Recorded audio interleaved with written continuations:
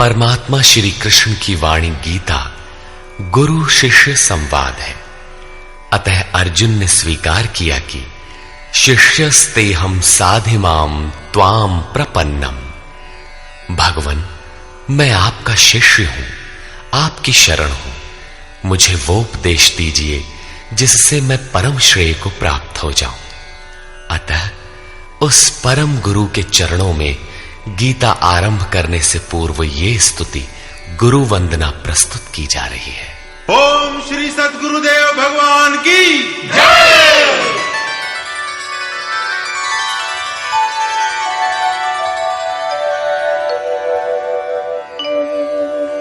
जय सद्गुरुदेवं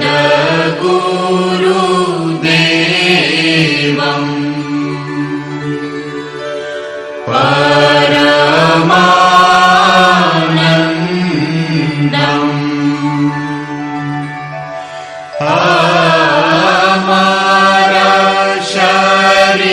अमरशरीरम् अविकारी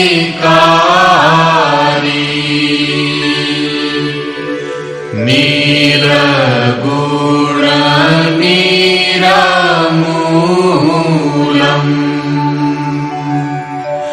धरीस्थूलम्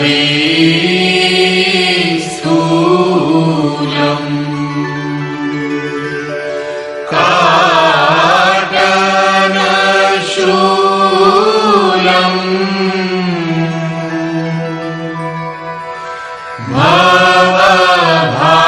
भवभारी सूरत निज सोऽहम् कलिमल कोऽहम् जनमन मोहन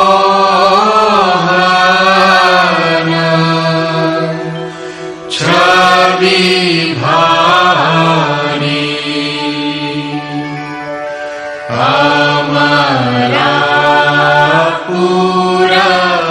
अमरापुरवासी सब सुख राशि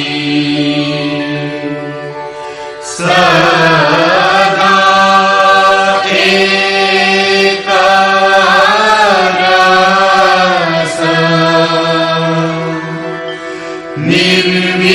निर्विकारी अनुभव गंभीरा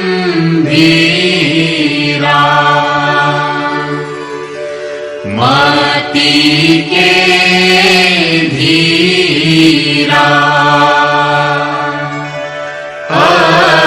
अलख फकीरा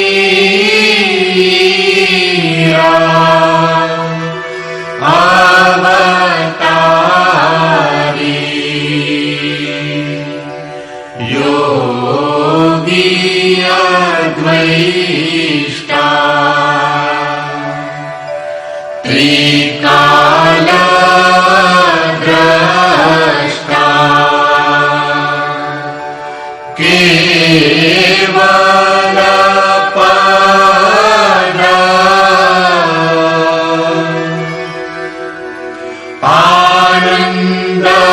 आनंदकारी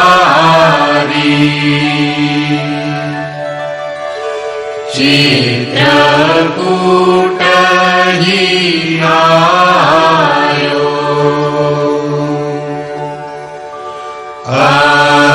अद्वैत लखायो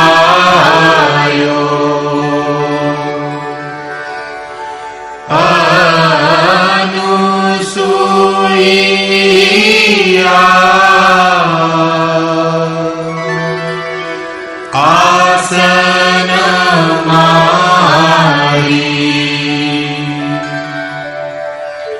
श्री परमहंस स्वामी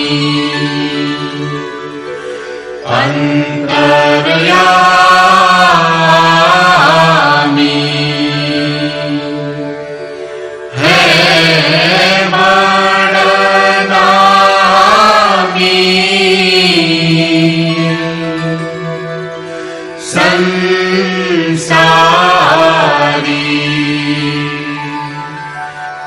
हंस नहीं तकारी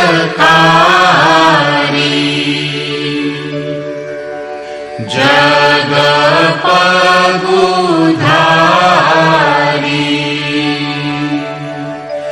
गर्व प्रहारी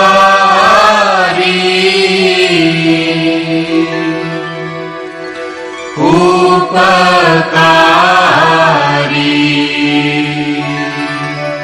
सत पंथ चलायो भरम मिटायो रूप लखायो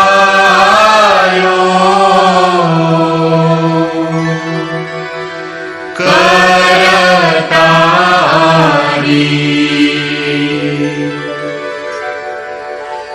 यह शिष्य है तेरो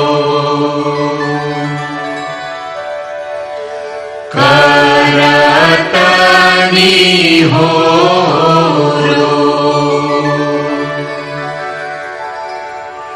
मोह पर हेरो प्राणधारी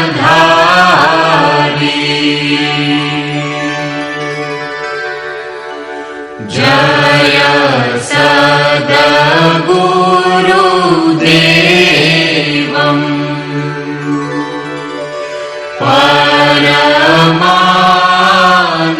परमानन्दम् अमर शरीरम्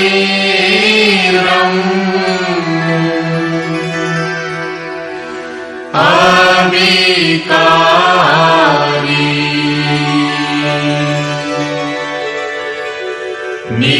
निरगुण निरमूलम्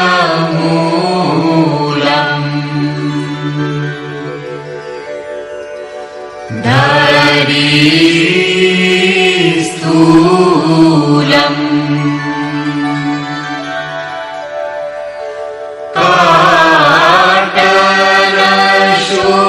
काटलशूलम् भवभारी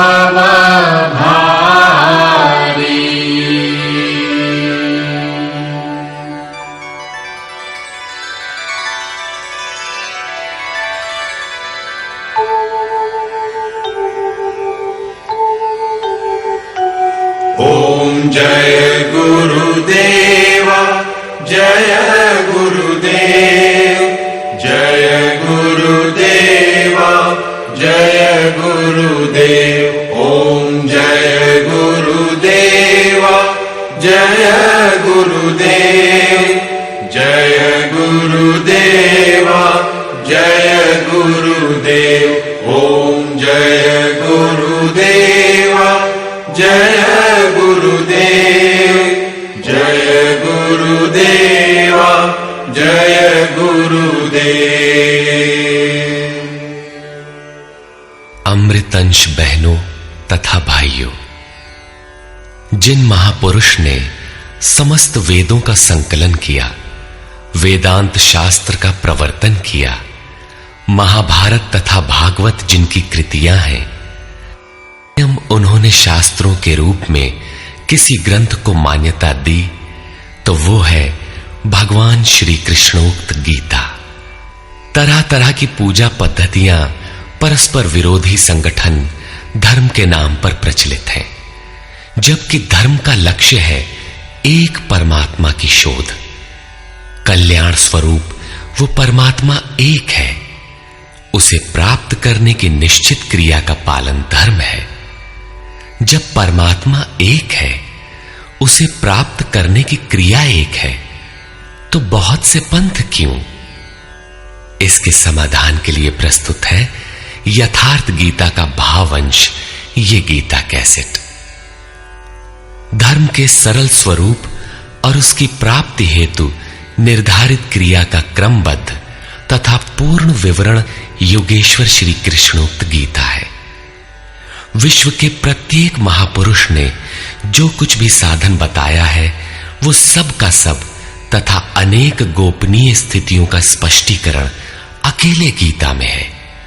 इसलिए संपूर्ण मानव जाति के कल्याण का अतर्क शास्त्र गीता है। महाभारत में संकेत है कि जब कौरवों और पांडवों की सेनाएं आमने सामने खड़ी हो गईं, तो संपूर्ण निशांतर कौरवों में प्रवेश कर गए और सभी देवता पांडवों में।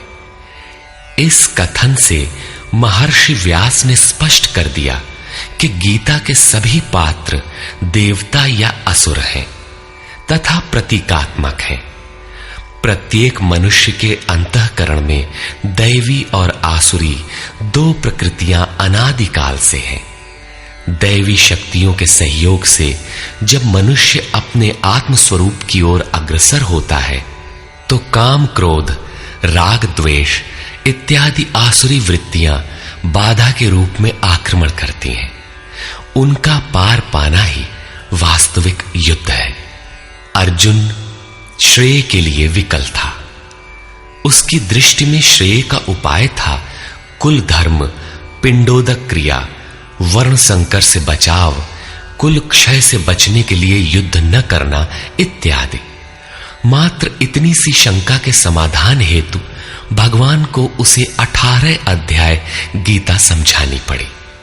अंत में पूछा कि क्या तेरा मोह नष्ट हुआ?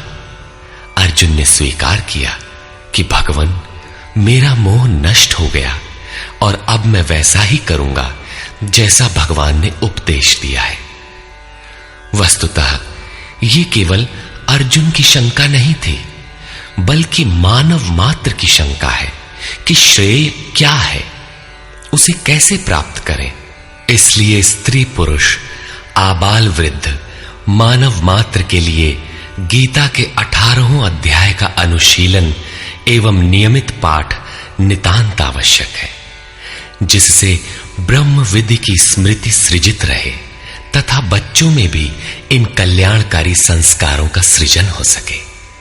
इस गीता ज्ञान के बिना कोई भी मनुष्य उस ईश्वर के पथ पर नहीं चल सकता। अक्षय सुख, शाश्वत शांति, लोक में समृद्धि तथा मूल शंका समाधान हेतु इन कैसेटों का संकलन किया गया है। इसके नियमित श्रवण से संपूर्ण परिवार तथा स्वजन समुदाय को सुसंस्कृत करें। संसार में कहीं भी मनुष्य हो, उसके लिए गीता सदैव अमृत वाहिनी है। गीता आपका शास्त्र है। गौरव का विषय है कि 5000 वर्ष से भी अधिक अंतराल के बाद श्री कृष्ण का यथार्थ गायन आपके सम्मुख है। जन्म जन्मांतर की रूढ़ियों से ग्रस्त मस्तिष्क को स्वच्छ कर चिंतन के प्रशस्त पथ पर चलने के लिए इन कैसेटों का प्रसारण प्रातः अवश्य करें।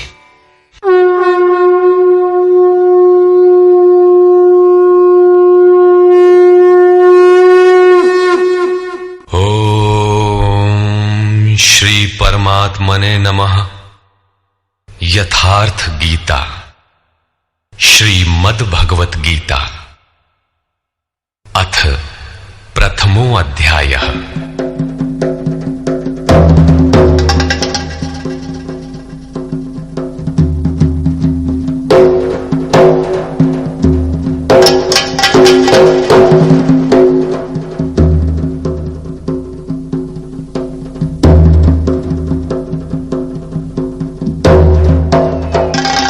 धृतराष्ट्र उवाच।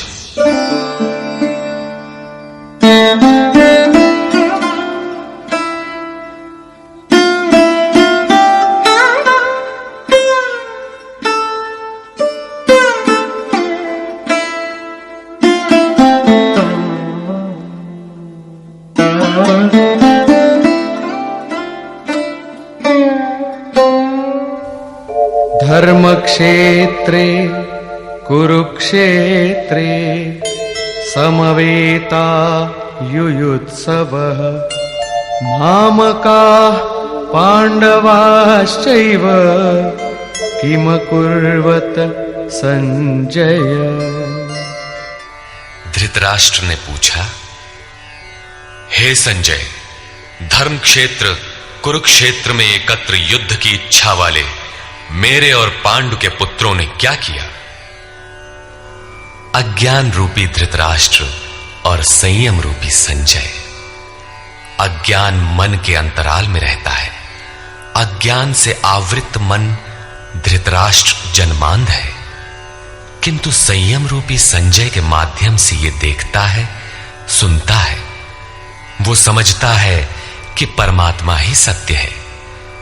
फिर भी जब तक इससे उत्पन्न मोह रूपी दुर्योधन जीवित है, इसकी दृष्टि सदैव कौरवों पर रहती है, विकारों पर ही रहती है। धर्म एक क्षेत्र है।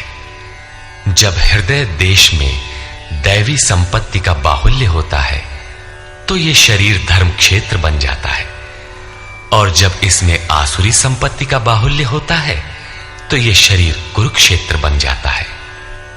कुरु अर्थात करो।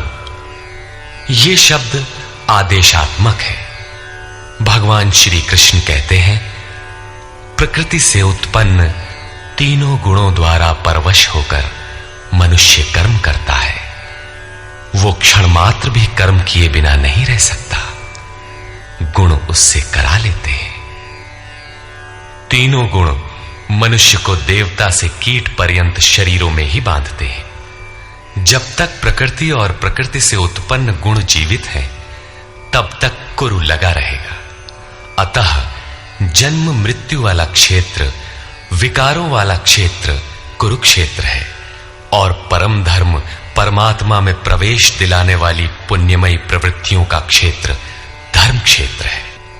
पुरातत्वविद पंजाब में काशी प्रयाग के मध्य तथा अनेकानेक स्थलों पर कुरुक्षेत्र की शोध में लगे हैं, किंतु गीताकार ने स्वयं बताया है कि जिस क्षेत्र में यह युद्ध हुआ वो कहां है। इदम शरीरम कौन्तेय क्षेत्र मित्य भिधीयते। अर्जुन, ये शरीर ही क्षेत्र है, और जो इसको जानता है, इसका पार पा लेता है, वो क्षेत्रज्ञ है। आगे इन्होंने क्षेत्र का विस्तार बताया, जिसमें 10 इंद्रियां, मन, बुद्धि, अहंकार, 5 विकार और 3 गुणों का वर्णन है। शरीर ही क्षेत्र है, एक अखाड़ा है। इसमें लड़ने वाली प्रवृत्तियां 2 हैं, दैवी संपद और आसुरी संपद। पांडु की संतान और धृतराष्ट्र की संतान सजातीय और विजातीय प्रवृत्तियां। अनुभवी महापुरुष की शरण जाने पर इन दोनों प्रवृत्तियों में संघर्ष का सूत्रपात होता है। यह क्षेत्र क्षेत्रज्ञ का संघर्ष है, और यही वास्तविक युद्ध है। विश्व युद्धों से इतिहास भरा पड़ा है, किंतु उनमें जीतने वालों को भी शाश्वत विजय नहीं मिलती। ये तो आपसी बदले हैं। प्रकृति का सर्वथा शमन करके प्रकृति से परे की सत्ता का दिग्दर्शन करना और उसमें प्रवेश पाना ही वास्तविक विजय है। यही एक ऐसी विजय है जिसके पीछे हार नहीं है। यही मुक्ति है जिसके पीछे जन्म मृत्यु का बंधन नहीं है।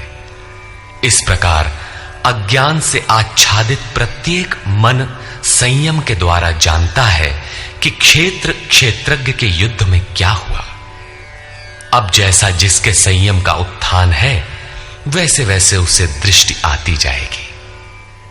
संजय उवाच। दृष्ट्वा तु पाण्डवानीकं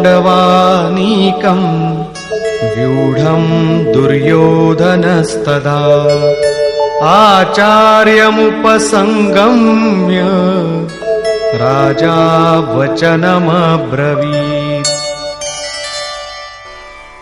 उस समय राजा दुर्योधन ने व्यूह रचना युक्त पांडवों की सेना को देखकर द्रोणाचार्य के पास जाकर यह वचन कहा। द्वैत के आचरण ही द्रोणाचार्य हैं। जब जानकारी हो जाती है कि हम परमात्मा से अलग हो गए हैं, वहां उसकी प्राप्ति के लिए तड़प पैदा हो जाती है। तभी हम गुरु की तलाश में निकलते हैं। दोनों प्रवृत्तियों के बीच यही प्राथमिक गुरु है। यद्यपि बाद के सद्गुरु योगेश्वर श्री कृष्ण होंगे, जो योग की स्थिति वाले होंगे। राजा दुर्योधन आचार्य के पास जाता है। मोह रूपी दुर्योधन। मोह संपूर्ण व्याधियों का मूल है। राजा है, दुर्योधन दुरु अर्थात दूषित, योधन अर्थात वह धन। आत्मिक संपत्ति ही स्थिर संपत्ति है। उसमें जो दोष उत्पन्न करता है वो है मोह। ये प्रकृति की ओर खींचता है और वास्तविक जानकारी के लिए प्रेरणा भी प्रदान करता है। मोह है तभी तक पूछने का प्रश्न भी है, अन्यथा सभी पूर्ण ही हैं। अतः व्यूह रचना युक्त पांडवों की सेना को देखकर, अर्थात पुण्य से प्रवाहित सजातीय वृत्तियों को संगठित देखकर, मोह रूपी दुर्योधन ने गुरु द्रोण के पास जाकर यह कहा। पश्यैतां पांडुपुत्राणां आचार्य महतीं चमू व्यूढ़ां द्रुपदपुत्रेण तव शिष्येण धीमता। हे आचार्य, आपके बुद्धिमान शिष्य द्रुपद पुत्र धृष्टद्युम्न द्वारा व्यूहाकार खड़ी की हुई पांडु पुत्रों की इस भारी सेना को देखिए। शाश्वत अचल पद में आस्था रखने वाला दृढ़ मन ही धृष्टद्युम्न है। यही पुण्यमयी प्रवृत्तियों का नायक है। साधन कठिन न मन कर टेका। साधन कठिन नहीं, मन की दृढ़ता कठिन होनी चाहिए। अब देखें सेना का विस्तार। अत्र शूरा महेश्वासा भीमार्जुन समायुधि युयुधानो विराटश्च द्रुपदश्च महारथः। इस सेना में महेश्वासा, महान ईश में वास दिलाने वाले भाव रूपी भीम, अनुराग रूपी अर्जुन के समान बहुत से शूरवीर, जैसे सात्विकता रूपी सात्यकी, विराटः सर्वत्र ईश्वरी प्रवाह की धारणा, महारथी राजा द्रुपद अर्थात अचल स्थिति, तथा धृष्टकेतुश्चेकितानः काशीराजश्च वीर्यवान् पुरुजित् कुन्ती भोजश्च शैब्यश्च नरपुंगवः। धृष्टकेतु दृढ़ कर्तव्य, चेकितानः जहां भी जाए वहां से चित्त को खींचकर इष्ट में स्थिर करना, काशीराजः काया रूपी काशी में ही वो साम्राज्य है, पुरुजित स्थूल सूक्ष्म और कारण शरीरों पर विजय दिलाने वाला पुरुजित, कुंती भोजः कर्तव्य से भव पर विजय, नरों में श्रेष्ठ शैव्य अर्थात सत्य व्यवहार। युधामन्युश्च विक्रान्तः उत्तमौजाश्च वीर्यवान् सौभद्रो द्रौपदेयाश्च सर्व एव महारथाः। और पराक्रमी युधामन्यु, युद्ध के अनुरूप मन की धारणा, उत्तमौजाः शुभ की मस्ती, सुभद्रा पुत्र अभिमन्यु। जब शुभ आधार आ जाता है तो मन भय से रहित हो जाता है। ऐसा शुभ आधार से उत्पन्न अभय मन, ध्यान रूपी द्रौपदी के पांचों पुत्र वात्सल्य, लावण्य, सौम्यता, स्थिरता, सहृदयता, सब के सब महारथी हैं। साधन पथ पर संपूर्ण योग्यता के साथ चलने की क्षमताएं हैं। इस प्रकार दुर्योधन ने पांडव पक्ष के 15-20 नाम गिनाए, जो दैवी संपद के महत्वपूर्ण अंग हैं। विजातीय प्रवृत्ति का राजा होते हुए भी मोह ही सजातीय प्रवृत्तियों को समझने के लिए बाध्य करता है। दुर्योधन अपना पक्ष संक्षेप में कहता है, यदि कोई बाह्य युद्ध होता तो अपनी फौज बढ़ा चढ़ा कर गिनाता, विकार कम गिनाए गए, क्योंकि उन पर विजय पाना है, वे नाशवान हैं। केवल 5-7 विकार बताए गए, जिनके अंतराल में संपूर्ण बहिर्मुखी प्रवृत्ति विद्यमान है, जैसे अस्माकं तु विशिष्टाये तान्निबोध द्विजोत्तम नायका मम सैन्यस्य संज्ञार्थं तान् ब्रवीमि ते। द्विजोत्तम, हमारे पक्ष में जो जो प्रधान हैं उन्हें भी आप समझ लें। आपको जानने के लिए मेरी सेना के जो नायक हैं उनको कहता हूं। बाह्य युद्ध में सेनापति के लिए द्विजोत्तम संबोधन असामयिक है। वस्तुतः गीता अंतःकरण की 2 प्रवृत्तियों का संघर्ष है, जिसमें द्वैत का आचरण ही द्रोण है। जब तक हम लेश मात्र भी आराध्य से अलग हैं, तब तक प्रकृति विद्यमान है, द्वैत बना है। इस द्वि पर जय पाने की प्रेरणा प्रथम गुरु द्रोणाचार्य से मिलती है। अधूरी शिक्षा ही पूर्ण जानकारी के लिए प्रेरणा प्रदान करती है। वो पूजा स्थली नहीं, वहां शौर्य सूचक संबोधन होना चाहिए। विजातीय प्रवृत्ति के नायक कौन कौन हैं?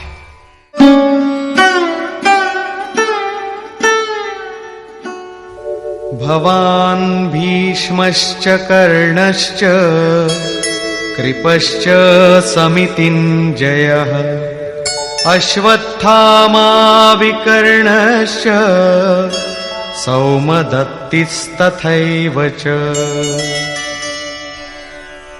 एक तो स्वयं आप द्वैत के आचरण रूपी द्रोणाचार्य हैं। भ्रम रूपी पितामह भीष्म है। भ्रम इन विकारों का उद्गम है, अंत तक जीवित रहता है, इसलिए पितामह है। समूची सेना मर गई, ये जीवित था। शरशैया पर अचेत था, फिर भी जीवित था। ये है भ्रम रूपी भीष्म। भ्रम अंत तक रहता है। इसी प्रकार विजातीय कर्म रूपी कर्ण तथा संग्राम विजयी कृपाचार्य हैं। साधनावस्था में साधक द्वारा कृपा का आचरण ही कृपाचार्य है। भगवान कृपाधाम है और प्राप्ति के पश्चात संत का भी वही स्वरूप है। किंतु साधन काल में जब तक हम अलग हैं, परमात्मा अलग है। विजातीय प्रवृत्ति जीवित है, मोहमयी घिराव है।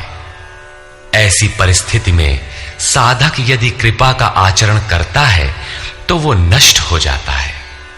सीता ने दया की तो कुछ काल लंका में प्रायश्चित करना पड़ा। विश्वामित्र दयार्द्र हुए, पतित होना पड़ा।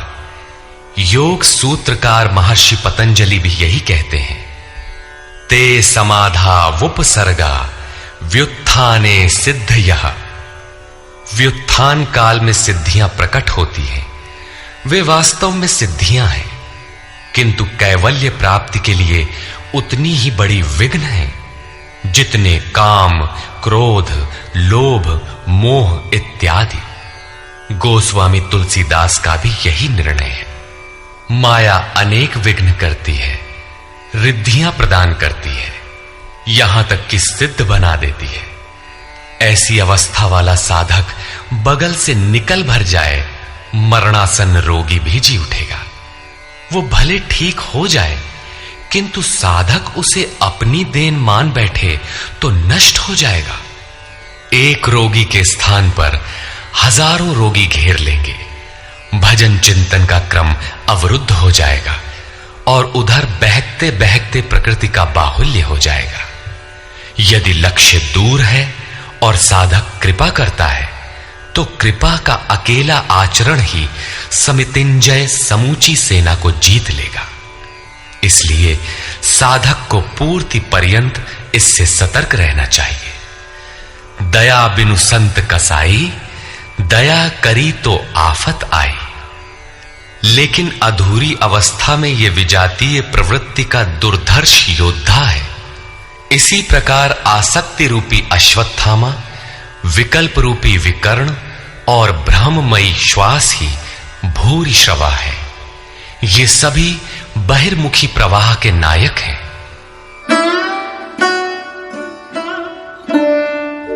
अन्ये च बहवः शूराः मदर्थे त्यक्तजीविताः नानाशस्त्र प्रहरणाः सर्वे युद्ध विशारदाः। और भी बहुत से शूरवीर अनेक शस्त्रों से युक्त मेरे लिए जीवन की आशा को त्याग कर युद्ध में डटे हैं। सभी मेरे लिए प्राण त्यागने वाले हैं, किंतु उनकी कोई ठोस गणना नहीं है। अब कौन सी सेना किन भावों द्वारा सुरक्षित है, इस पर कहते हैं अपर्याप्तं तदस्माकं बलं भीष्माभिरक्षितम् पर्याप्तं त्विदमेतेषां बलं भीमाभिरक्षितम्। भीष्म द्वारा रक्षित हमारी सेना सब प्रकार से अजेय है और भीम द्वारा रक्षित इन लोगों की सेना जीतने में सुगम है। पर्याप्त और अपर्याप्त जैसे श्लिष्ट शब्द का प्रयोग दुर्योधन की आशंका को व्यक्त करता है। अतः देखना है कि भीष्म कौन सी सत्ता है जिस पर कौरव निर्भर करते हैं, तथा भीम कौन सी सत्ता है जिस पर दैवी संपद संपूर्ण पांडव निर्भर है। दुर्योधन अपनी व्यवस्था देता है कि अयनेषु च सर्वेषु यथा भागमवस्थिताः भीष्ममेवाभिरक्षन्तु भवन्तः सर्व एव हि। इसलिए सब मोर्चों पर अपनी अपनी जगह स्थित रहते हुए आप लोग सब के सब भीष्म की ही सब ओर से रक्षा करें। यदि भीष्म हैं तो हम अजेय हैं, इसलिए आप पांडवों से न लड़कर केवल भीष्म की ही रक्षा करें। कैसा योद्धा है भीष्म, जो स्वयं अपनी रक्षा नहीं कर पा रहा है, कौरवों को उसकी रक्षा व्यवस्था करनी पड़ रही है। यह कोई बाह्य योद्धा नहीं, ब्रह्म ही भीष्म है। जब तक ब्रह्म जीवित है तब तक विजातीय प्रवृत्तियां कौरव अजेय हैं। अजेय का यह अर्थ नहीं कि जिसे जीता ही ना जा सके, बल्कि अजेय का अर्थ दुर्जय है, जिसे कठिनाई से जीता जा सकता हो। महा अजय संसार रिपु जीत सकई सो वीर। यदि भ्रम समाप्त हो जाए तो अविद्या अस्तित्वहीन हो जाए। मोह इत्यादि जो आंशिक रूप से बचे भी हैं, शीघ्र ही समाप्त हो जाएंगे। भीष्म की इच्छा मृत्यु थी, इच्छा ही भ्रम है। इच्छा का अंत और भ्रम का मिटना एक ही बात है। इसी को संत कबीर ने सरलता से कहा, इच्छा काया इच्छा माया इच्छा जग उपजाया। कह कबीर जे इच्छा विवर्जित ताका पार न पाया। जहां भ्रम नहीं होता वो अपार और अव्यक्त है। इस शरीर के जन्म का कारण इच्छा है। इच्छा ही माया है और इच्छा ही जगत की उत्पत्ति का कारण है। सो कामयत तदैक्षत बहुश्याम प्रजायेय इति। कबीर कहते हैं, जो इच्छाओं से सर्वथा रहित हैं, तिनका पार न पाया। वे अपार, अनंत, असीम तत्व में प्रवेश पा जाते हैं। यो कामो निष्काम आप्त काम आत्म कामो न तस्य प्राणा उत्क्रामंति ब्रह्मवसन ब्रह्माप्येति। जो कामनाओं से रहित आत्मा में स्थिर आत्म स्वरूप है, उसका कभी पतन नहीं होता। वो ब्रह्म के साथ एक हो जाता है। आरंभ में इच्छाएं अनंत होती हैं और अंततो गत्वा परमात्म प्राप्ति की इच्छा शेष रहती है। जब ये इच्छा भी पूरी हो जाती है, तब इच्छा भी मिट जाती है। यदि उससे भी बड़ी कोई वस्तु होती तो आप उसकी इच्छा अवश्य करते। जब उससे आगे कोई वस्तु है ही नहीं, तो इच्छा किसकी होगी? जब प्राप्त होने योग्य कोई वस्तु अप्राप्त न रह जाए, तो इच्छा भी समूल नष्ट हो जाती है और इच्छा के मिटते ही ब्रह्म का सर्वथा अंत हो जाता है। यही भीष्म की इच्छा मृत्यु है। भीम द्वारा रक्षित इन लोगों की सेना जीतने में सुगम है। भाव रूपी भीम, भावे विद्यते देवः। भाव में वो क्षमता है कि अविदित परमात्मा भी विदित हो जाता है। भाववस्य भगवान सुख निधान करुणा अयन। श्री कृष्ण ने इसे श्रद्धा कहकर संबोधित किया है। भाव में वो क्षमता है कि भगवान को भी वश में कर लेता है। भाव से ही संपूर्ण पुण्यमयी प्रवृत्ति का विकास है। ये पुण्य का संरक्षक है तो इतना बलवान कि परम देव परमात्मा को संभव बनाता है, किंतु साथ ही इतना कोमल भी है कि आज भाव है तो कल अभाव में बदलते देर नहीं लगती। इष्ट में लेश मात्र भी त्रुटि प्रतीत होने पर भाव डगमगा जाता है। पुण्यमयी प्रवृत्ति विचलित हो उठती है, इष्ट से संबंध टूट जाता है। इसलिए भीम द्वारा रक्षित इन लोगों की सेना जीतने में सुगम है। महर्षि पतंजलि का भी यही निर्णय है। स तु दीर्घकाल नैरंतर्य सत्कारा सेवितो दृढ़ भूमि। दीर्घ काल तक निरंतर श्रद्धा भक्ति पूर्वक किया हुआ साधन ही दृढ़ हो पाता है।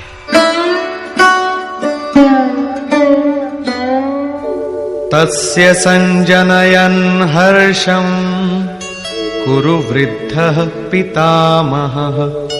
सिंहनादं विनद्योच्चैः शंखं दध्मौ प्रतापवान्।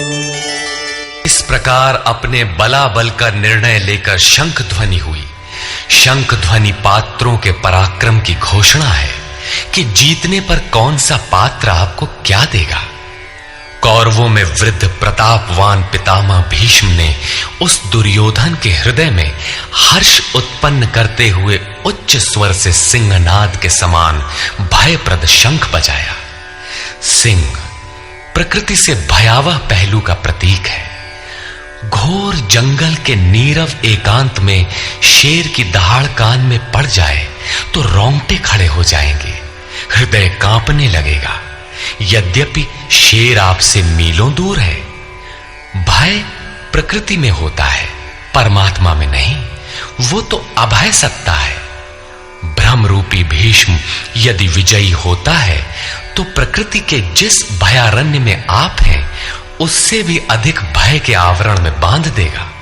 भय की एक परत और बढ़ जाएगी, भय का आवरण घना हो उठेगा। ये भ्रम इसके अतिरिक्त और कुछ नहीं दे सकेगा। अतः प्रकृति से निवृत्ति ही गंतव्य का मार्ग है। संसार में प्रवृत्ति तो भवाटवी है, घोर अंधकार की छाया है। इसके आगे कौरवों की कोई घोषणा नहीं है। कौरवों की ओर से कई बाजे एक साथ बजे, किंतु कुल मिलाकर वे भी भय ही प्रदान करते हैं, इससे अधिक कुछ नहीं। प्रत्येक विकार कुछ न कुछ भय तो देता ही है। इसलिए उन्होंने भी घोषणा की, ततः शंखाश्च भैर्यश्च पणवानक गोमुखाः सहसैवाभ्यहन्यन्त सशब्दस्तु मूलोऽभवत्। तदनंतर अनेक शंख, नगारे, ढोल और नरसिंहादि बाजे एक साथ ही बजे। उनका शब्द भी बड़ा भयंकर हुआ। भय का संचार करने के अतिरिक्त कौरवों की कोई घोषणा नहीं है। बहिर्मुखी विजातीय प्रवृत्ति सफल होने पर मोहमय बंधन और घना कर देती है। अब पुण्यमयी प्रवृत्तियों की ओर से घोषणाएं हुई, जिनमें पहली घोषणा योगेश्वर श्री कृष्ण की है।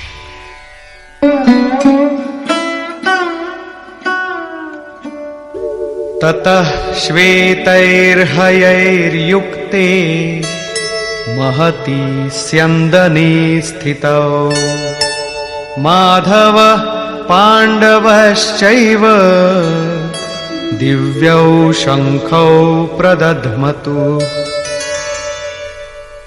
इसके उपरांत श्वेत घोड़ों से युक्त, जिनमें लेश मात्र कालिमा दोष नहीं है, श्वेत सात्विक निर्मलता का प्रतीक है। महति स्यन्दने, महान रथ पर बैठे हुए योगेश्वर श्री कृष्ण और अर्जुन ने भी अलौकिक शंख बजाए। अलौकिक का अर्थ है लोकों से परे। मृत्युलोक, देवलोक, ब्रह्मलोक, जहां तक जन्म मरण का भय है, उन समस्त लोकों से परे पारलौकिक, पारमार्थिक स्थिति प्रदान करने की घोषणा योगेश्वर श्री कृष्ण की है। सोने चांदी काठ का रथ नहीं, रथ अलौकिक, शंख अलौकिक, अतः घोषणा भी अलौकिक ही है। लोकों से परे एकमात्र ब्रह्म है, सीधा उससे संपर्क स्थापित कराने की घोषणा है। पांचजन्यं ऋषिकेशो देवदत्तं धनञ्जयः पौंड्रं दध्मौ महाशंखं भीमकर्मावृकोदरः। ऋषिकेशः, जो हृदय के सर्वस्व ज्ञाता है, उन कृष्ण ने 5 जन्य शंख बजाया। पांचों ज्ञानेंद्रियों को पंच तन्मात्राओं शब्द, स्पर्श, रूप, रस, गंध के रसों से समेटकर अपने जन भक्त की श्रेणी में ढालने की घोषणा की। विकराल रूप से बहकती हुई इंद्रियों को समेटकर उन्हें अपने सेवक की श्रेणी में खड़ा कर देना हृदय से प्रेरक सद्गुरु की देन है। श्री कृष्ण एक योगेश्वर सद्गुरु थे। शिष्यस्तेहम्, भगवन मैं आपका शिष्य हूं। बाह्य विषय वस्तुओं को छोड़कर ध्यान में इष्ट के अतिरिक्त दूसरा न देखें, दूसरा न सुने, न दूसरे का स्पर्श करें। ये सद्गुरु के अनुभव संचार पर निर्भर करता है। देवदत्तम धनंजय, दैवी संपत्ति को अधीन करने वाला अनुराग ही अर्जुन है। इष्ट के अनुरूप लगाव, जिसमें विरह, वैराग्य, अश्रुपात हो। गदगद गिरा नयन बह नीरा, रोमांच हो। इष्ट के अतिरिक्त अन्य विषय वस्तु का लेश मात्र टकराव न होने पाए, उसी को अनुराग कहते हैं। यदि ये सफल होता है तो परम देव परमात्मा में प्रवेश दिलाने वाली दैवी संपद पर आधिपत्य प्राप्त कर लेता है। इसी का दूसरा नाम धनंजय भी है। एक धन तो बाहरी संपत्ति है, जिससे शरीर निर्वाह की व्यवस्था होती है। आत्मा से इसका कोई संबंध नहीं है। इससे परे स्थिर आत्मिक संपत्ति ही निज संपत्ति है। बृहदारण्य कोपनिषद में याज्ञवल्क्य ने मैत्रेयी को यही समझाया कि धन से संपन्न पृथ्वी के स्वामित्व से भी अमृतत्व की प्राप्ति नहीं हो सकती। उसका उपाय आत्मिक संपत्ति है। भयानक कर्म वाले भीमसेन ने पौंड्र अर्थात प्रीति नामक महाशंख बजाया। भाव का उद्गम और निवास स्थान हृदय है, इसलिए इसका नाम वृकोदर है। आपका भाव लगाव बच्चे में होता है, किंतु वस्तुतः वो लगाव आपके हृदय में है, जो बच्चे में जाकर मूर्त होता है। ये भाव अथाह और महान बलशाली है। उसने प्रीति नामक महाशंख बजाया।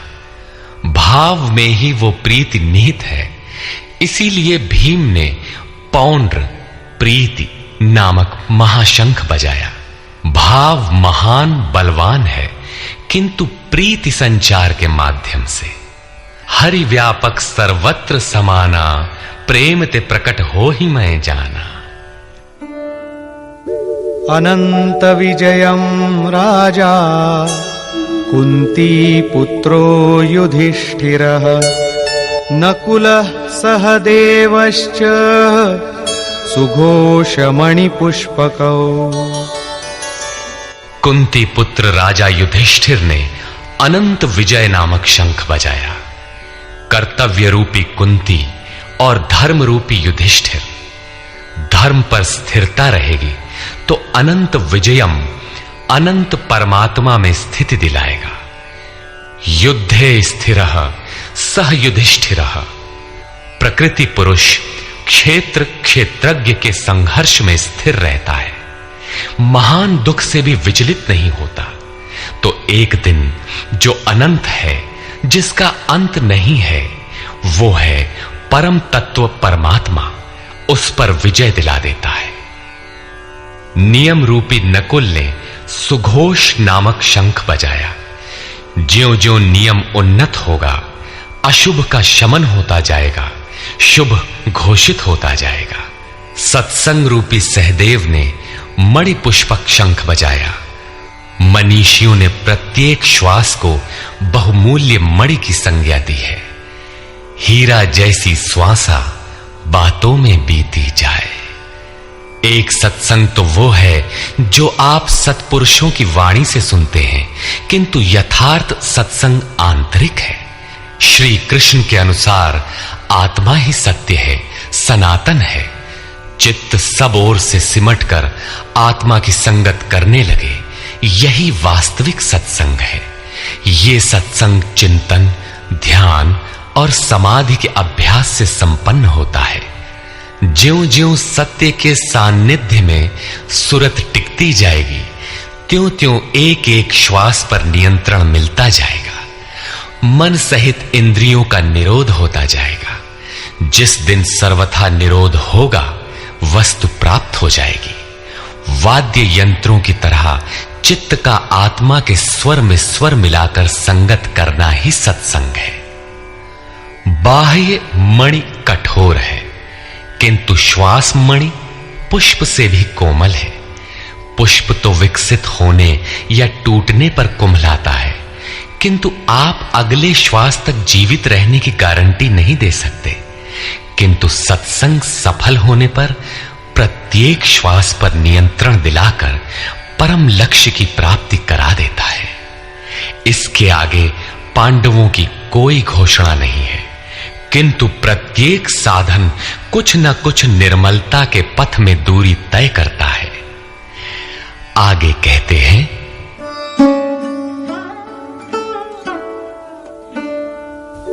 काश्यश्च परमेश्वासः शिखण्डी च महारथः धृष्टद्युम्नो विराटश्च सात्यकिश्चापराजितः।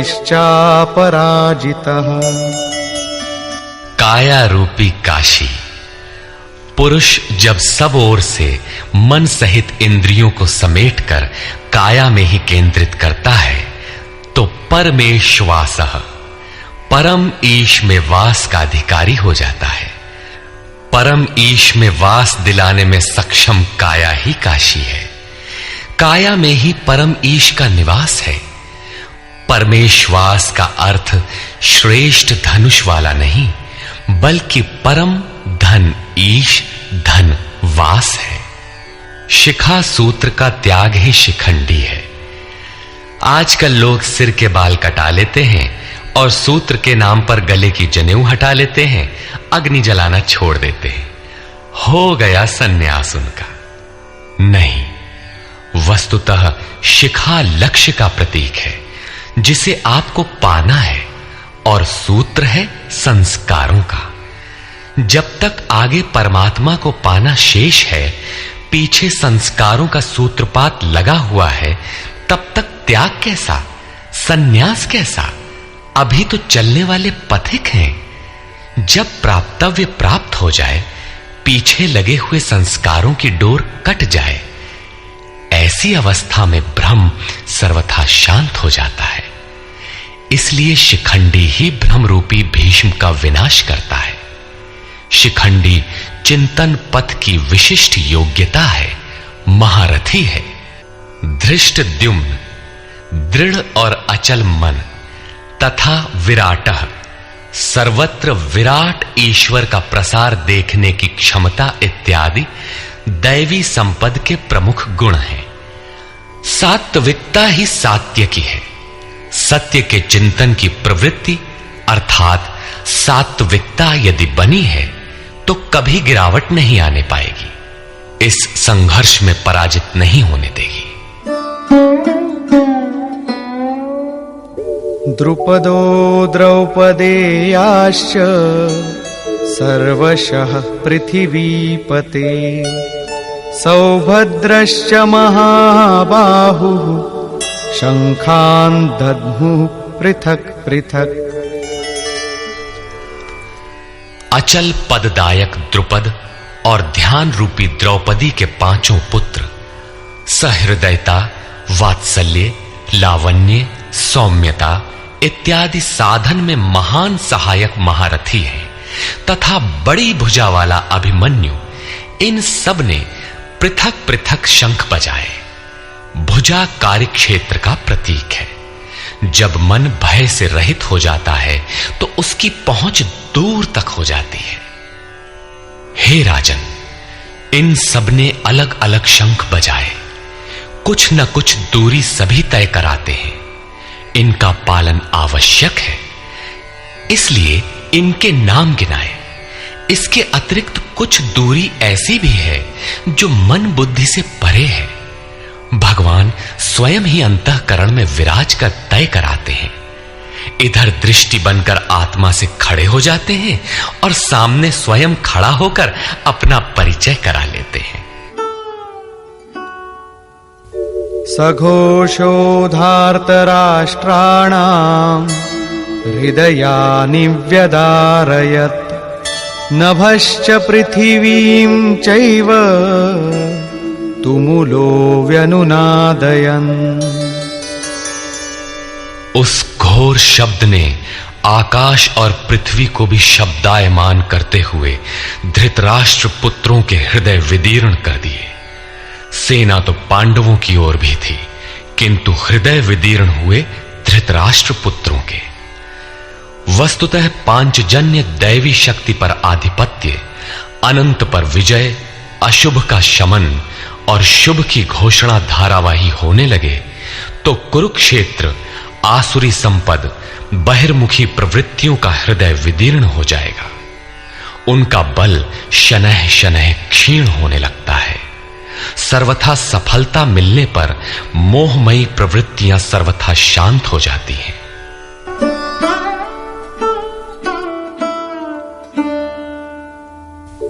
अथ व्यवस्थितान् दृष्ट्वा धार्तराष्ट्रान् कपिध्वजः प्रवृत्ते शस्त्रसम्पाते धनुरुद्यम्य पाण्डवः ऋषिकेशं तदा वाक्यम् इदमाह महीपते सेनयोरुभयोर्मध्ये रथं स्थापयमेच्युत।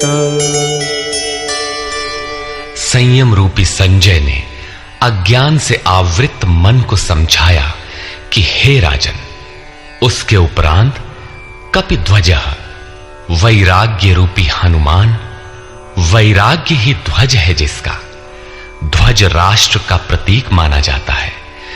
कुछ लोग कहते हैं ध्वजा चंचल थी, इसलिए कपिध्वज कहा गया, किंतु नहीं, यहां कपि साधारण बंदर नहीं, स्वयं हनुमान थे, जिन्होंने मान अपमान का हनन किया था।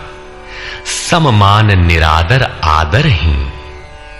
प्रकृति की देखी सुनी वस्तुओं से, विषयों से राग का त्याग ही वैराग्य है। अतः वैराग्य ही जिसकी ध्वजा है, उस अर्जुन ने व्यवस्थित रूप से धृतराष्ट्र पुत्रों को खड़े देखकर शस्त्र चलने की तैयारी के समय धनुष उठाकर ऋषिकेशम, जो हृदय के सर्वस्व ज्ञाता है, उन योगेश्वर श्री कृष्ण से ये वचन कहा, हे अच्युत, जो कभी च्युत नहीं होता, मेरे रथ को दोनों सेनाओं के बीच खड़ा करिए। यहां सारथी को दिया गया आदेश नहीं, इष्ट सदगुरु से की गई प्रार्थना है, किस लिए खड़ा करें?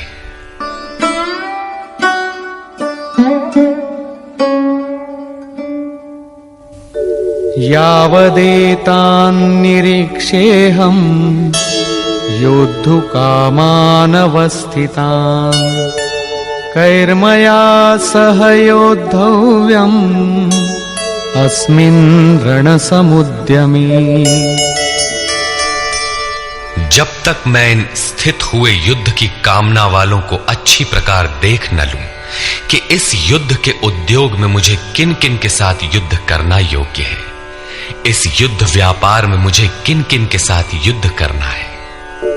योत्स्यमानानवेक्षेऽहम् य एतेऽत्र समागताः धार्तराष्ट्रस्य दुर्बुद्धेर्युद्धे प्रियचिकीर्षवः।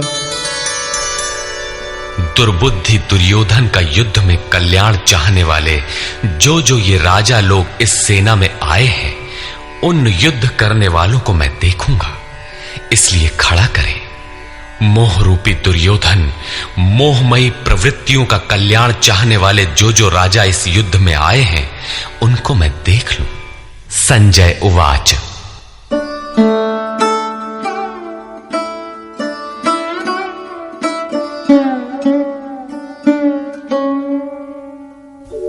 एवमुक्तो ऋषिकेशो गुडाकेशेन भारत सेनयोरुभयोर्मध्ये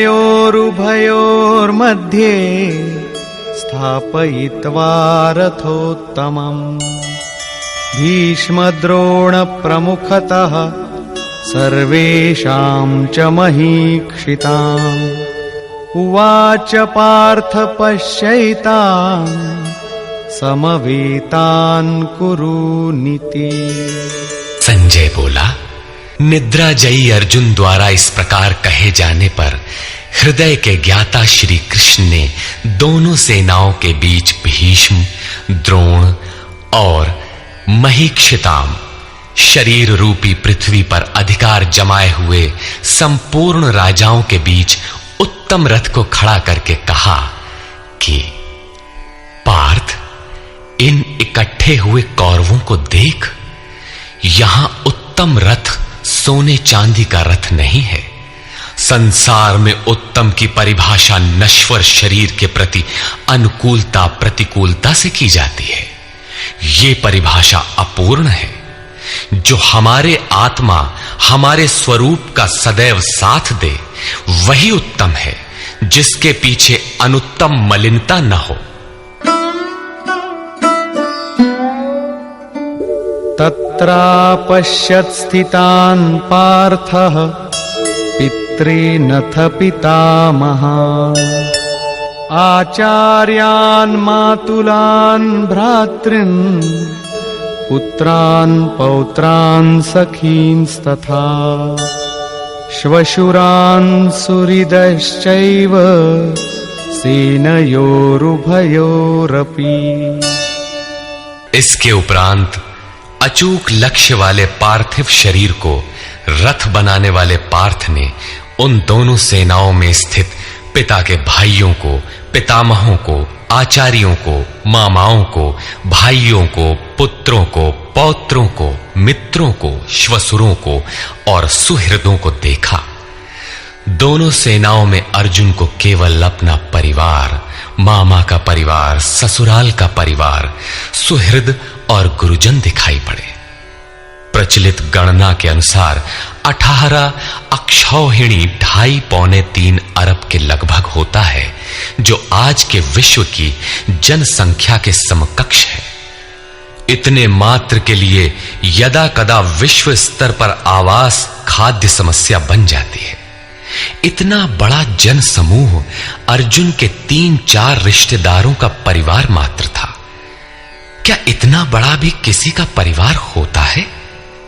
कदापि नहीं। ये हृदय देश का चित्रण है। तान् समीक्ष्य स कौन्तेयः सर्वान् बन्धूनवस्थितान् कृपया परयाविष्टो विषीदन्निदमब्रवीत्। इस प्रकार खड़े हुए उन संपूर्ण बंधुओं को देखकर अत्यंत करुणा से आवृत वो कुंती पुत्र अर्जुन शोक करता हुआ बोला। अर्जुन उवाच।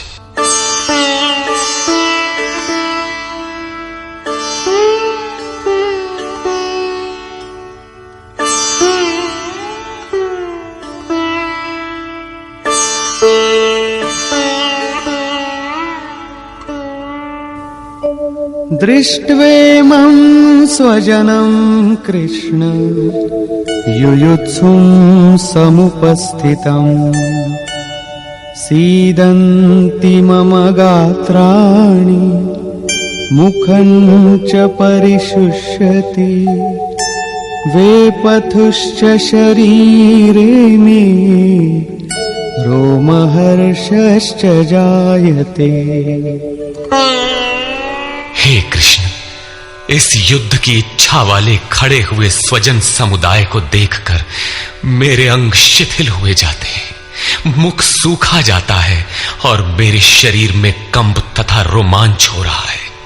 इतना ही नहीं, गांडीवं स्रंसते हस्तात् त्वक्चैव परिदह्यते न च शक्नोम्यवस्थातुं भ्रमतीव च मे मनः। हाथ से गांडीव गिरता है, त्वचा भी जल रही है। अर्जुन को ज्वर सा हो आया, संतप्त हो उठा कि ये कैसा युद्ध है जिसमें स्वजन ही खड़े हैं। अर्जुन को भ्रम हो गया। वो कहता है, अब मैं खड़ा रह पाने में भी अपने को असमर्थ पा रहा हूं। अब आगे देखने की सामर्थ्य नहीं है। निमित्तानि च पश्यामि विपरीतानि केशव न च श्रेयोनुपश्यामि हत्वा स्वजनमाहवे। हे केशव, इस युद्ध का लक्षण भी विपरीत ही देखता हूं। युद्ध में अपने कुल को मारकर परम कल्याण भी नहीं देखता हूं। कुल को मारने से कल्याण कैसे होगा?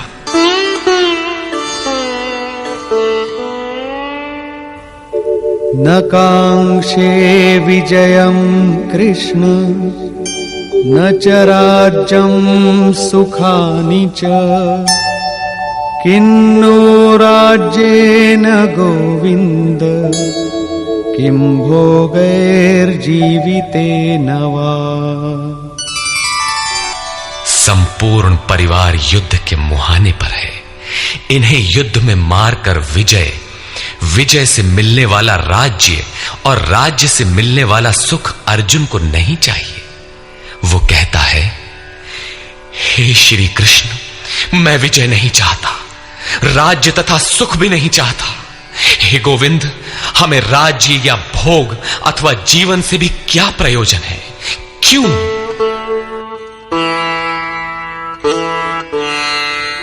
येषामर्थे काङ्क्षितं नो राज्यं भोगाः सुखानि च तैमेव स्थिता युद्धे प्राणान् त्यक्त्वा धनानि च।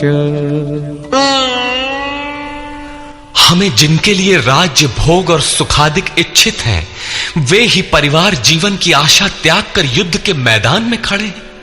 हमें राज्य इच्छित था तो परिवार को लेकर भोग सुख और धन की पिपासा थी तो स्वजन और परिवार के साथ उन्हें भोगने की थी। किंतु जब सब के सब प्राणों की आशा त्याग कर खड़े हैं तो मुझे सुख राज्य या भोग नहीं चाहिए। ये सब इन्हीं के लिए प्रिय थे। इनसे अलग होने पर हमें इनकी आवश्यकता नहीं है। जब तक परिवार रहेगा तब तक ये वासनाएं भी रहती हैं। झोपड़ी में रहने वाला भी अपने परिवार, मित्र और स्वजन को मारकर विश्व का साम्राज्य स्वीकार नहीं करेगा।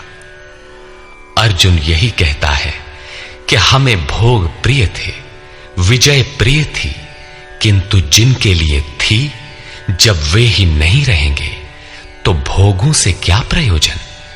इस युद्ध में मारना किसे है?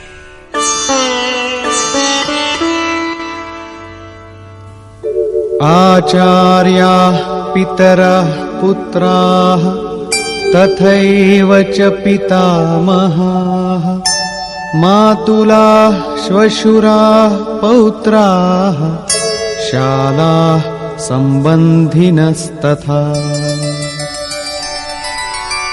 इस युद्ध में ताऊ, चाचे, लड़के और इसी प्रकार दादा, मामा, श्वसुर, पोते, साले तथा समस्त संबंधी ही हैं।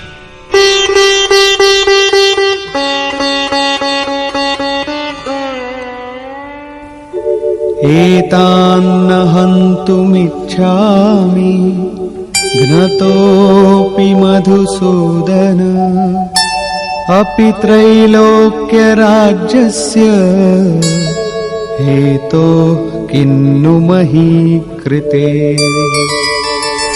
हे मधुसूदन, मुझे मारने पर भी अथवा 3 लोक के राज्य के लिए भी मैं इन सबको मारना नहीं चाहता। फिर पृथ्वी के लिए कहना ही क्या? 18 अक्षौहिणी सेना में अर्जुन को अपना परिवार ही दिखाई पड़ा। इतने अधिक स्वजन वास्तव में क्या हैं? वस्तुतः अनुराग ही अर्जुन है। भजन के आरंभ में प्रत्येक अनुरागी के समक्ष यही समस्या रही है। सभी चाहते हैं कि हम भजन करें, उस परम सत्य को पालें, किंतु किसी अनुभवी सद्गुरु के संरक्षण में कोई अनुरागी जब क्षेत्रज्ञ के संघर्ष को समझता है कि हमें किन से लड़ना है तो वो हताश हो जाता है। वो चाहता है कि हमारे पिता का परिवार, ससुराल का परिवार, मामा का परिवार, सुहृद, मित्र और गुरुजन साथ रहे, सभी सुखी रहें और इन सब की व्यवस्था करते हुए हम परमात्म स्वरूप की प्राप्ति भी कर लें। किंतु जब वो समझता है कि आराधना में अग्रसर होने के लिए परिवार छोड़ना होगा, इन संबंधों का मोह समाप्त करना होगा, तो वो अधीर हो उठता है। पूज्य महाराज जी कहा करते थे, मरना और साधु होना बराबर है। साधु के लिए सृष्टि में दूसरा कोई जीवित है भी, किंतु घर वालों के नाम पर कोई नहीं है। यदि कोई है तो लगाव है, मोह समाप्त कहां हुआ? जहां तक लगाव है उसका पूर्ण त्याग, उस लगाव के अस्तित्व मिटने पर ही उसकी विजय है। इन संबंधों का प्रसार ही तो जगत है। अन्यथा जगत में हमारा क्या है। तुलसीदास कहे चिद विलास जग, बूझत बूझत बूझ है। मन का प्रसार ही जगत है। योगेश्वर कृष्ण ने भी मन के प्रसार को ही जगत कहकर संबोधित किया। जिसने इसके प्रभाव को रोक लिया, उसने चराचर जगत ही जीत लिया। इहैव तैर्जितः सर्गो येषां साम्ये स्थितम मनः। केवल अर्जुन अधीर था ऐसी बात नहीं है। अनुराग सबके हृदय में है। प्रत्येक अनुरागी अधीर होता है, उसे संबंधी याद आने लगते हैं। पहले वो सोचता था कि भजन से कुछ लाभ होगा तो ये सब सुखी होंगे, इनके साथ रहकर उसे भोगेंगे। जब ये साथ ही नहीं रहे तो सुख लेकर क्या करेंगे। अर्जुन की दृष्टि राज्य सुख तक ही सीमित थी। वो त्रिलोकी के साम्राज्य को ही सुख की पराकाष्ठा समझता था। इसके आगे भी कोई सत्य है, इसकी जानकारी अर्जुन को अभी नहीं है। निहत्य धार्तराष्ट्रान्नः का प्रीति स्याज्जनार्दन। पापमेवाश्रयेदस्मान् हत्वैतानाततायिनः। हे जनार्दन, धृतराष्ट्र के पुत्रों को मारकर भी हमें क्या प्रसन्नता होगी। जहां धृतराष्ट्र अर्थात धृष्टता का राष्ट्र है, उससे उत्पन्न मोह रूपी दुर्योधन इत्यादि को मारकर भी हमें क्या प्रसन्नता होगी। इन आतताइयों को मारकर हमें पाप ही तो लगेगा। जो जीवन यापन के तुच्छ लाभ के लिए अनीति अपनाता है वो आतताई कहलाता है। किंतु वस्तुतः इससे भी बड़ा आतताई वो है जो आत्मा के पथ में अवरोध उत्पन्न करता है। आत्मदर्शन में बाधक काम, क्रोध, लोभ, मोह आदि का समूह ही आतताई है। तस्मान्नार्हा वयं हन्तुं धार्तराष्ट्रान् स्वबान्धवान्। स्वजनं हि कथं हत्वा सुखिनः स्याम माधव। इससे हे माधव, अपने बांधव धृतराष्ट्र के पुत्रों को मारने के लिए हम योग्य नहीं हैं। स्वबांधव कैसे? वे तो शत्रु थे ना। वस्तुतः शरीर के रिश्ते अज्ञान से उत्पन्न होते हैं। ये मामा है, ससुराल है, स्वजन समुदाय है, ये सब अज्ञान ही तो है। जब शरीर ही नश्वर है तब इसके रिश्ते ही कहां रहेंगे। मोह है तभी तक सुहृद है, हमारा परिवार है, हमारी दुनिया है। मोह नहीं तो कुछ भी नहीं। इसीलिए वे शत्रु भी अर्जुन को स्वजन दिखाई पड़े। वो कहता है कि अपने कुटुंब को मारकर हम कैसे सुखी होंगे। यदि अज्ञान और मोह न रहे तो कुटुंब का अस्तित्व न हो। यह अज्ञान ज्ञान का प्रेरक भी है। भर्तृहरि, तुलसी इत्यादि अनेक महानुभावों को वैराग्य की प्रेरणा पत्नी से मिली, तो कोई सौतेली मां के व्यवहार से खिन्न होकर वैराग्य पथ पर अग्रसर हुआ दिखाई देता है।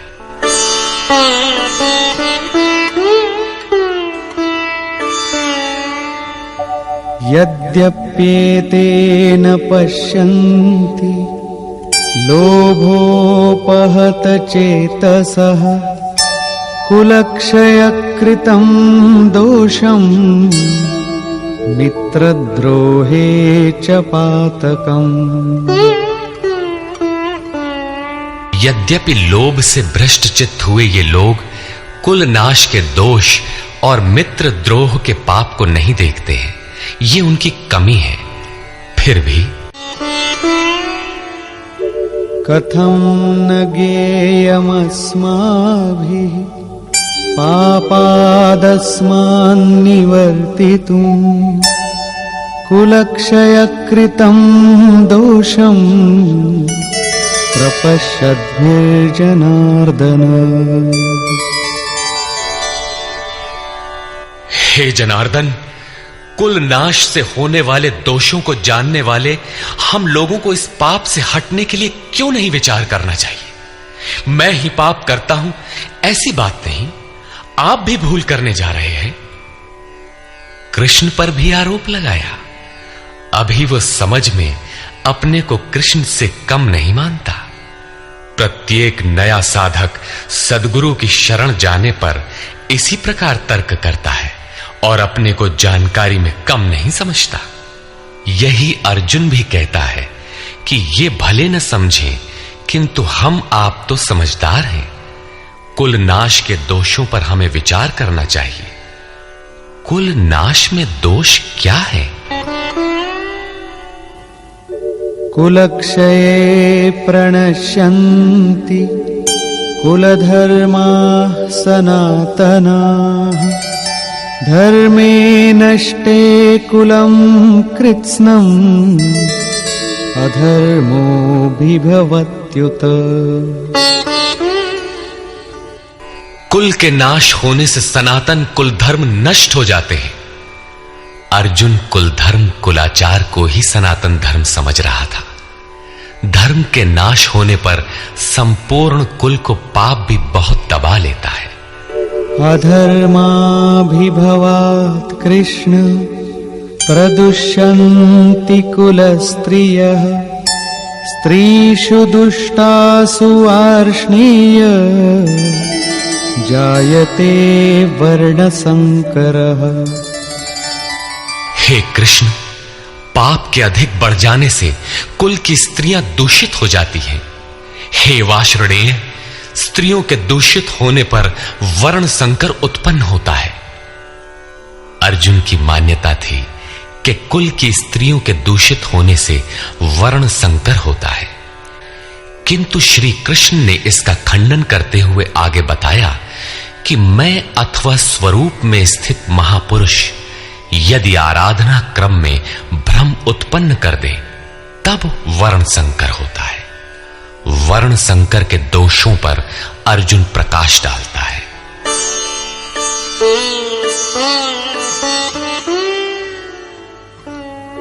संकरो नरकायैव कुलघ्नानां कुलस्य च। पतन्ति पितरो येषां लुप्तपिण्डोदकक्रियाः। वर्ण संकर कुल घातियों और कुल को नरक में ले जाने के लिए ही होता है। लुप्त हुई पिंड क्रिया वाले इनके पितर लोग भी गिर जाते हैं। वर्तमान नष्ट हो जाता है, अतीत के पितर गिर जाते हैं और भविष्य वाले भी गिरेंगे। इतना ही नहीं, दोषैरेतैः कुलघ्नानां वर्णसंकरकारकैः उत्साद्यन्ते जातिधर्माः कुलधर्माश्च शाश्वताः। इन वर्ण संकर कारक दोषों से कुल और कुलघातियों के सनातन कुल धर्म और जाति धर्म नष्ट हो जाते हैं। अर्जुन मानता था कि कुल धर्म सनातन है, कुल धर्म ही शाश्वत है, किंतु श्री कृष्ण ने इसका खंडन किया और आगे बताया कि आत्मा ही सनातन शाश्वत धर्म है। वास्तविक सनातन धर्म को जानने से पहले मनुष्य धर्म के नाम पर किसी न किसी रूढ़ि को जानता है। ठीक इसी प्रकार अर्जुन भी जानता है जो कृष्ण के शब्दों में एक रूढ़ि है। उत्सन्न कुलधर्माणां मनुष्याणां जनार्दन। नरके नियतं वासो भवतीत्यनुशुश्रुम। हे जनार्दन, नष्ट हुए कुल धर्म वाले मनुष्यों का अनंत काल तक नरक में वास होता है, ऐसा हमने सुना है। कुल धर्म ही नहीं नष्ट होता, बल्कि शाश्वत सनातन धर्म भी नष्ट हो जाता है।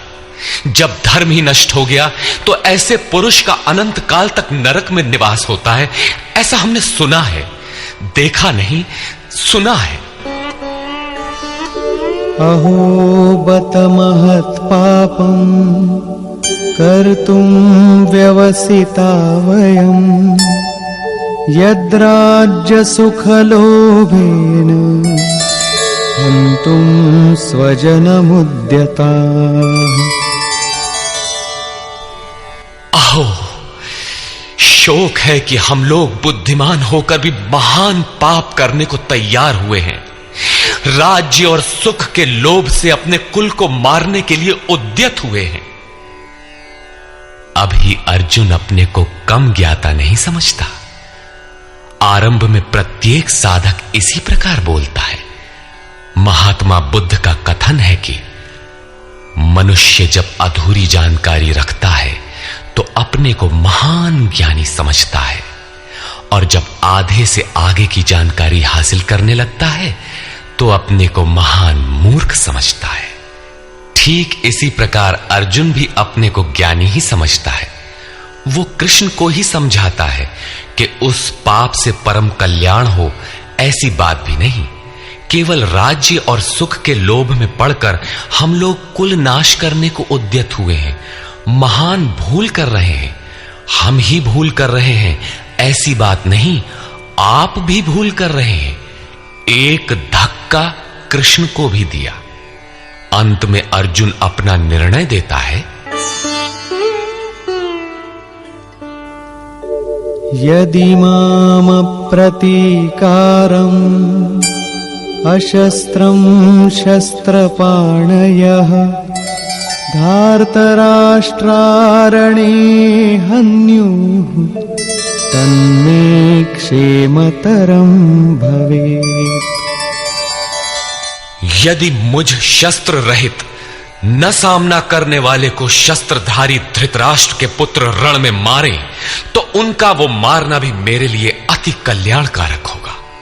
इतिहास तो कहेगा कि अर्जुन समझदार था, जिसने अपनी बलि देकर युद्ध बचा लिया। लोग प्राणों की आहुति दे डालते हैं कि भोले भाले मासूम बच्चे सुखी रहें, कुल तो बचा रहे। मनुष्य विदेश चला जाए, वैभव पूर्ण प्रासाद में रहे, किंतु 2 दिन बाद उसे अपनी छोड़ी हुई झोपड़ी याद आने लगती है। मोह इतना प्रबल होता है। इसीलिए अर्जुन कहता है कि शस्त्रधारी धृतराष्ट्र के पुत्र मुझ न प्रतिकार करने वाले को रण में मार दे, तब भी वो मेरे लिए अति कल्याणकारी होगा, ताकि लड़के तो सुखी रहें। संजय उवाच।